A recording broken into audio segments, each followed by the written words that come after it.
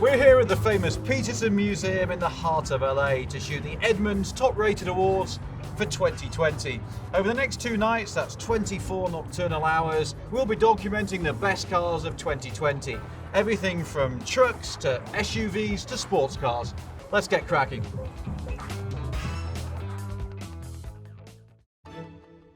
The Edmunds Top Rated Awards are based on what we believe is the most rigorous and authoritative testing process in the automotive world. Every year we evaluate more than 300 vehicles, on the road and on our private test track. We rate everything according to 8 key criteria. Driving, comfort, interior, tech, utility, and of course, value. Unlike other awards that honor vehicles that just happened to be introduced that year, Edmunds crowns the best cars in a segment, whether they launched that year or not. simply put, These are the best new vehicles It's on the market today.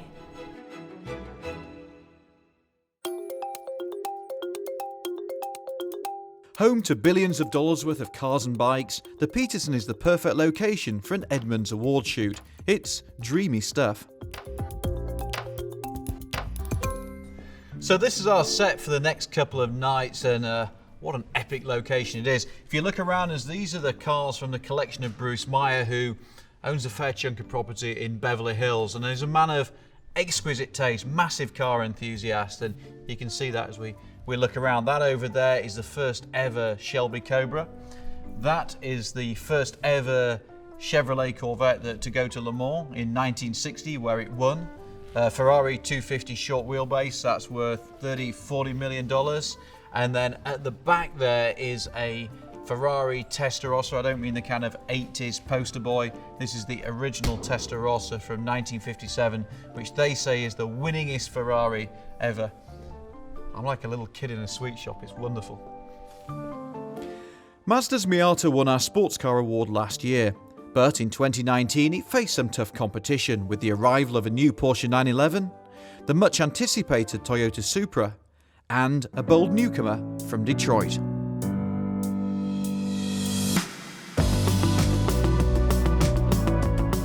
By changing the formula of America's most iconic sports car, Chevy took a big risk, but one that we think will pay huge dividends. In moving the engine from under the hood to behind the cockpit, the Corvettes gain the kind of poise, agility and balance you'd expect from an exotic supercar.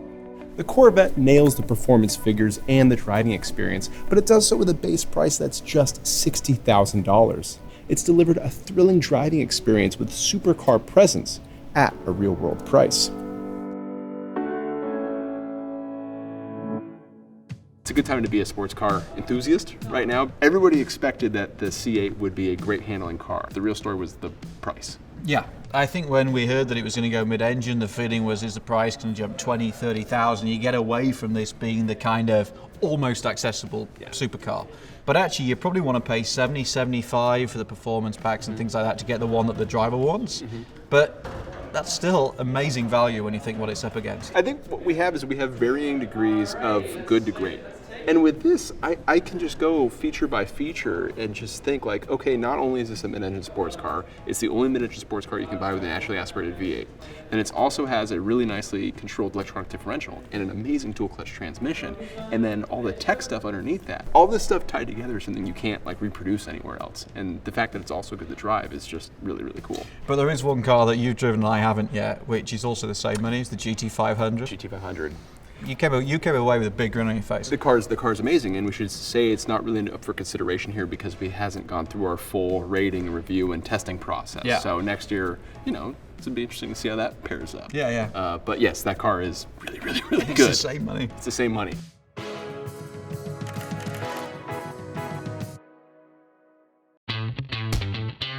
Everyone assumes that I own the company, but I don't. The Edmunds I'm related to is Don Edmunds. That's my father. And he was the 1957 Rookie of the Year at the Indianapolis 500. But at one point, he got into building race cars. And his company, Don Edmunds Auto Research, built this car, the Tamale Wagon, and several hundred like it. This is a sprint car. It's got a V8 engine in it. I might have even made some of the parts. It's right about the time where I was starting to work at the shop. at the weekends and after school. This car has a really special place in my heart. It's just incredible. Last year, our SUV award went to the Honda CR-V, but in such a competitive class, time quickly moves on. Honda's new Passport really impressed us with its space and quality, but this year's winner is built in Georgia. A mid-sized 3-row SUV has to do everything. Provide enough room for the family, enough storage for their stuff, enough engine to carry everybody, and enough value to make it affordable. The Kia Telluride does all of this, and with style. A smooth V6 and all-wheel drive ensure the Telluride is capable and sure-footed. Sure, other SUVs may excel in other areas, but none are as comprehensively accomplished as the Telluride. The Telluride, it kind of just blew us away. It almost caught us off guard by how good it is. We're talking standard V6, 8-speed transmission, really smart packaging. You can actually fit adults in the third row, and a great value. And look at it, it's gorgeous. It looks great, it's priced right, so it's kind of easy to see why we picked this over the others. Mentioning some of the other highly anticipated SUVs that we thought were gonna do well. Blazer. Blazer and Explorer. Yeah. But the Blazer just turned out to be big on design, but not quite as functional as all the other ones, and the Explorer. Right, it had that rear-wheel drive platform that kind of got us a little excited, but when we got in it, man, the materials, everything that surrounds you, just came up as being a real big disappointment when you compare it against the Telluride. Especially in price. Like, it just didn't feel like it delivered that same premium feel. This is a top fuel front engine dragster. But this is cool even for a top fuel dragster because it's a very rare car. This is the 1967 Shelby Super Snake, raced by Don the Snake Prudhomme and sponsored by Shelby. Yeah, Carroll Shelby, you know, Cobras and Le Mans and all of that. He also did some drag racing. I actually have a personal connection to this car. It was restored about 5 or 6 years ago, pretty close to my house, and so I would stop by and visit while they were working on it. It was painted by a guy named Bill Carter, who was actually the guy who painted it originally. And he let me help a little bit, so I pulled off one of the little masking tape pieces when they were putting the stripes on. You know what, I'm just gonna go right ahead and say I built this car. We're still big fans of last year's top luxury SUV, the Lincoln Navigator, but it's no longer our top choice. For 2020, it's been beaten by a brand that, for now at least, can do little wrong. The Mercedes-Benz GLE has long been a favorite of ours. Its 2020 redesign makes it even better, offering more features, a classy interface, and increased utility. With a generous cargo capacity and a maximum tow rating of 7,700 pounds, the Mercedes-Benz GLE is a capable family hauler. The GLE is a luxury SUV with a price to match, especially when you start adding in options. But the best rarely come cheap. If you can afford it, you won't regret it.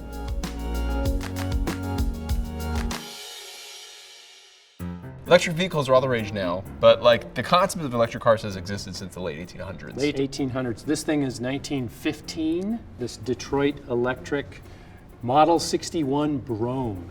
Just imagine where we'd be if electric cars didn't get beat out by gasoline cars and development continued in parallel through all those years. Well, let's stop talking about the past because you got to go talk about the present. Absolutely. See you later. This is the Edmunds Top Rated EV for 2020. Last year's winner, the Hyundai Kona Electric, was challenged by the arrival of the Kia Niro EV. While in the luxury class, we were impressed with the Audi e-tron and the awesome new Porsche Taycan Turbo. But in the end, none of these could outpoint a pesky startup from California.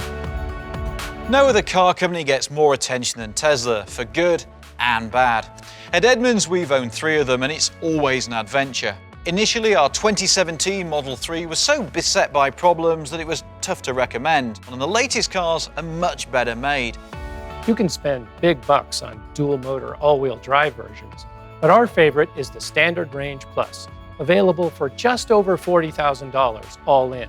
For $40,000, no other EV comes close to matching the all-round appeal of the Tesla Model 3.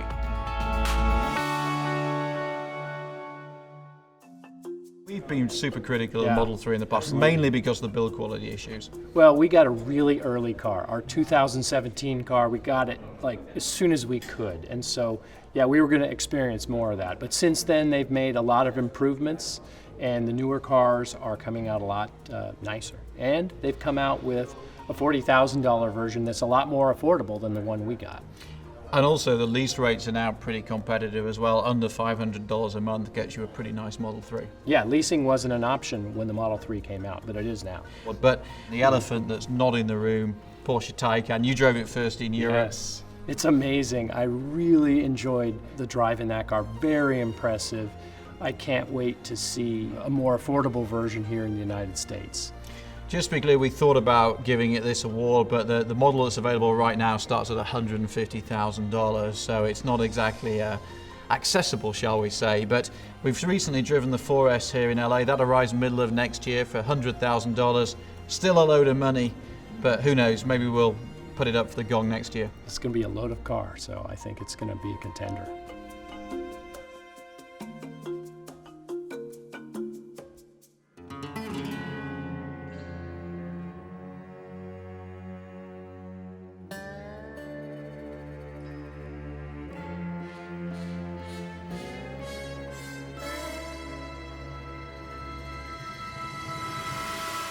I love movie cars.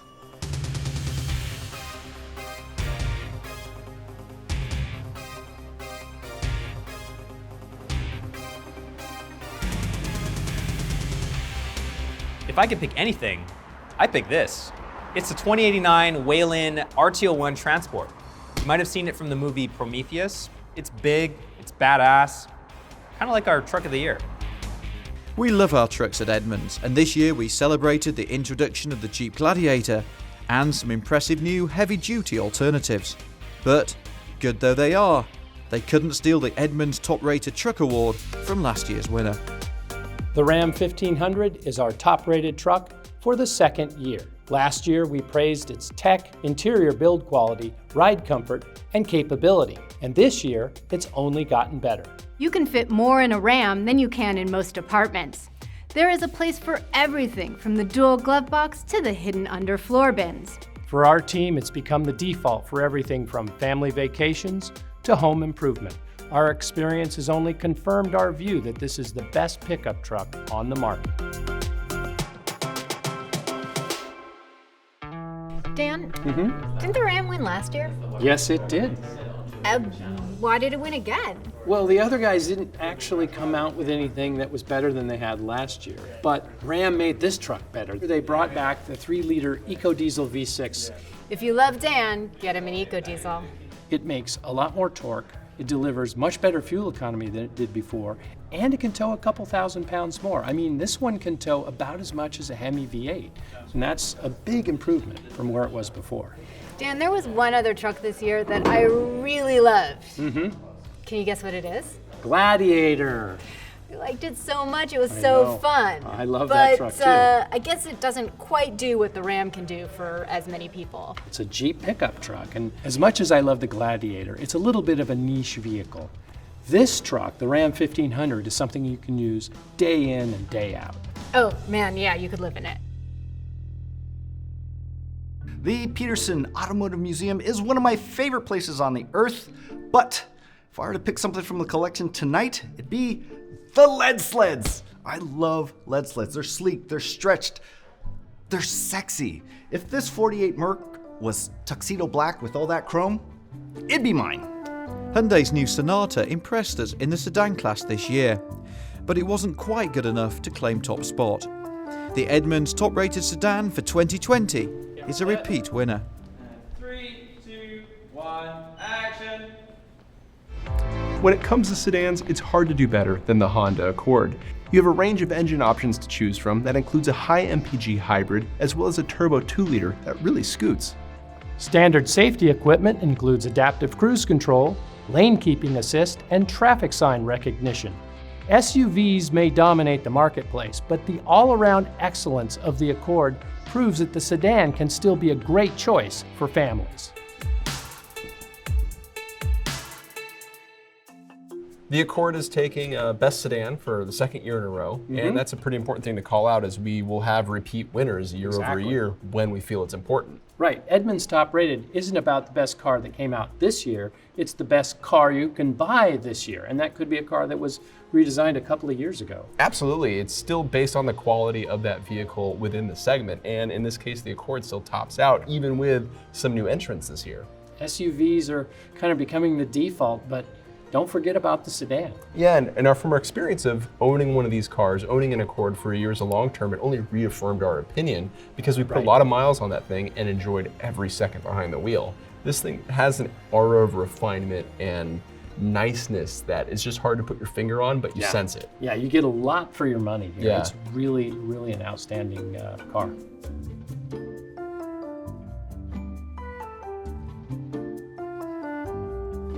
Things are transpiring.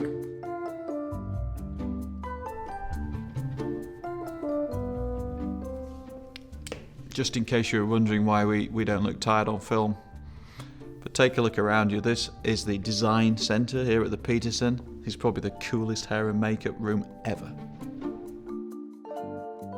The arrival of a new BMW 3 Series threatened to shake up the luxury sedan class this year, but in the end, it disappointed. We liked the Genesis G70 and a host of new Audis, the A6, A7 and A8. But in the final analysis, we couldn't look past last year's winner. After we awarded the A-Class Best Luxury Sedan last year, we went out and bought one. For 2020, it's again our pick for Best Luxury Sedan. The A-Class's real advantage rests in its interior. It's gorgeous, richly detailed, and beautifully put together. Overall, with the A-Class, Mercedes has delivered a true luxury car experience wrapped in an affordable package, ensuring you get the best return on your dollar.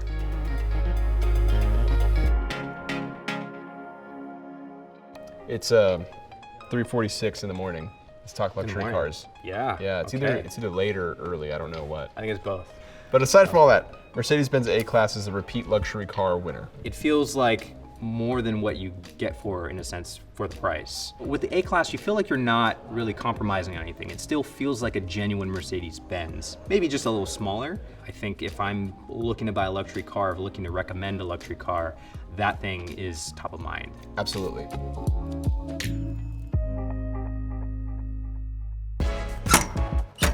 So that's it for the Edmunds Top Rated 2020. We've had an epic couple of nights and we've finished in the nick of time.